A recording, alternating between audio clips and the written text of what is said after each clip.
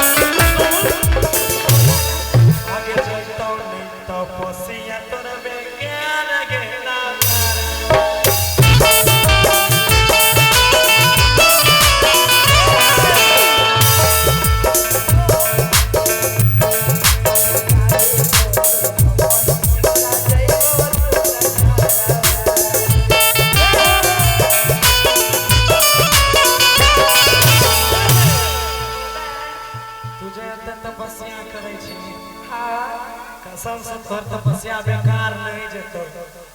नहीं जेते तो सुन ना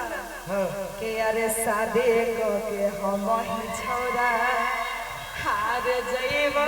तोरे घर आगे जाइतो नहीं तपस्या तोरा बेकार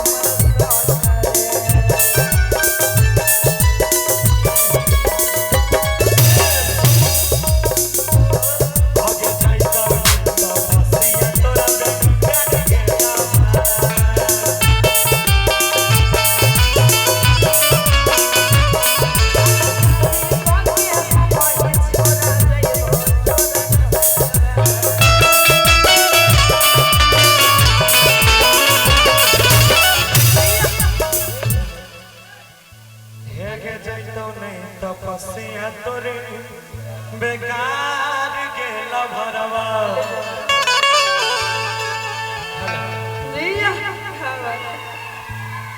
सार उल्टा पुल्टा लिख लिख के तो रियल में ना सोच लिया तोरो हंसले से करे लेकिन पंसैया तो धरता हम नहीं दे रहा से नहीं बहुत बहुत धन्यवाद आपको थैंक यू हम सब छोरा से प्यार करबै कोई बोलतै रे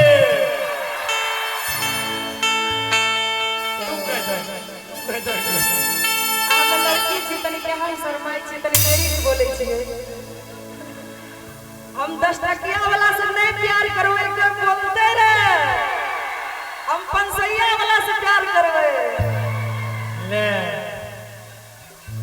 अच्छा हम देखो गरीब आदमी हम 10 टका हम कुछ नहीं ले करे लो। छै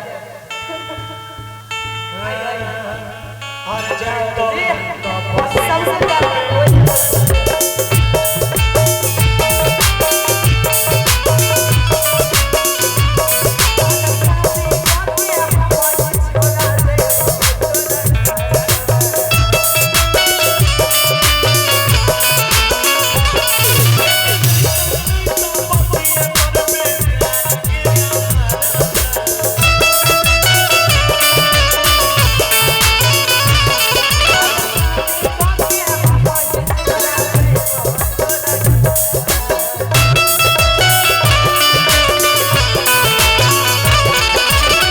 कि महीना वाला भैया